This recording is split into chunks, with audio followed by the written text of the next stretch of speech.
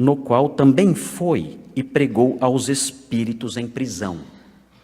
E é aqui que começam então as confusões, porque algumas pessoas dizem que Jesus, quando morreu, ele ficou 3 dias sepultado e o seu espírito foi até o inferno. E Jesus, lá no inferno, ele pregou para as almas que estavam lá.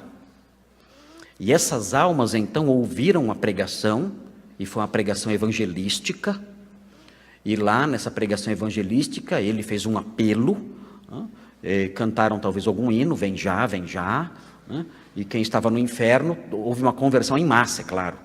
Você está no inferno, você vai se converter correndo. E então escaparam ali, e Jesus levou esses espíritos então para o céu, foi uma segunda chance que teve lá. Outros entendem que talvez uma espécie de purgatório aqui, enfim, para salvar esses espíritos aí. Mas esse texto é usado geralmente para dizer que Jesus desceu ao Hades. Essa é uma grande confusão que existe, tanto dentro do romanismo como dentro da igreja evangélica, o entendimento de que a palavra Hades significa inferno, por causa da tradução do credo apostólico para o latim.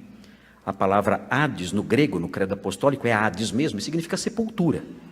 Pode significar sepultura e pode significar inferno. Quando traduziram para o latim, traduziram como inferno, descendit ad inferna.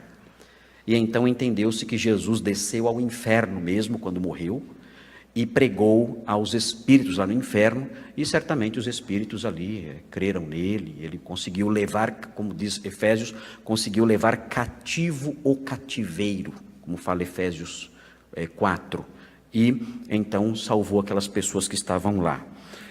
E há muita especulação nesse campo, e as pessoas falam isso. Outros falam que ele desceu e ele pregou aos espíritos, mas ele não fez um sermão evangelístico, ele apenas proclamou a sua vitória àqueles espíritos ali e foi embora.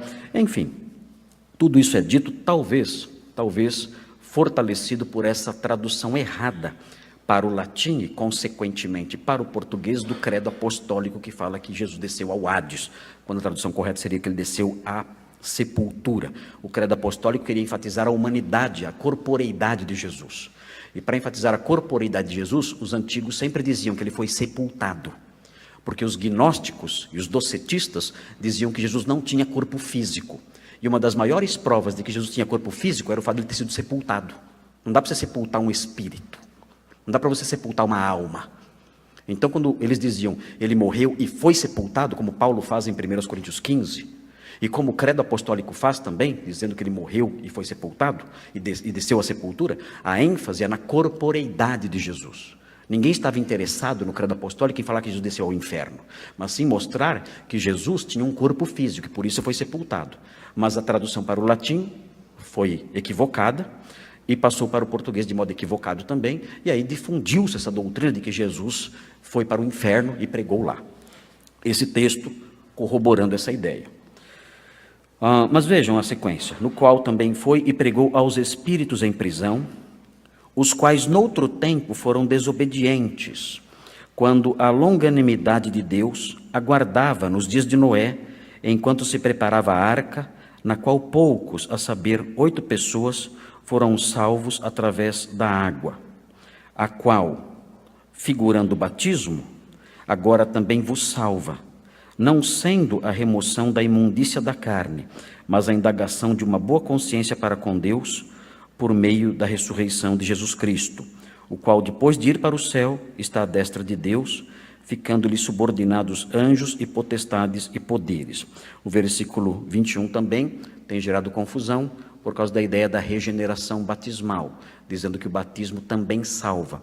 Nós dizemos para os irmãos que o batismo não tem potencial salvífico. O batismo não salva a pessoa é salva pela fé somente, pela fé em Jesus. Alguém pode ser batizado e não ser salvo, que o batismo não tem o poder de salvar, não é um adicional à fé para que a pessoa seja salva. O exemplo clássico é o exemplo do ladrão que morreu ali na cruz ao lado de Jesus, que creu em Jesus e foi salvo naquele mesmo dia, foi ao paraíso naquele mesmo dia, foi levado ao céu naquele mesmo dia e nunca foi batizado.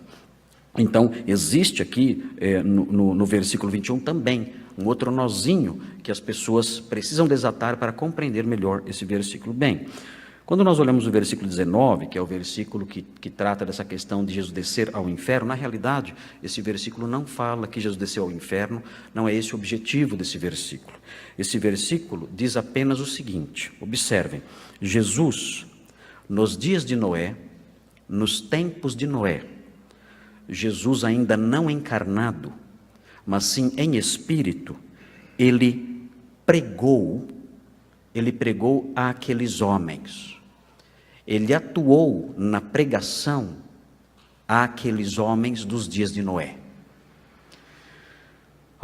Isso aqui corrobora uma teologia da pregação, de que quando Noé pregava, o Espírito de Deus estava atuando através dele. Que quando os profetas do Antigo Testamento pregavam, o Espírito de Cristo que neles estava, como diz Pedro, falava através deles. Então, o que nós temos aqui é o Espírito de Jesus pregando nos dias de Noé, através de Noé, que era um pregador de justiça.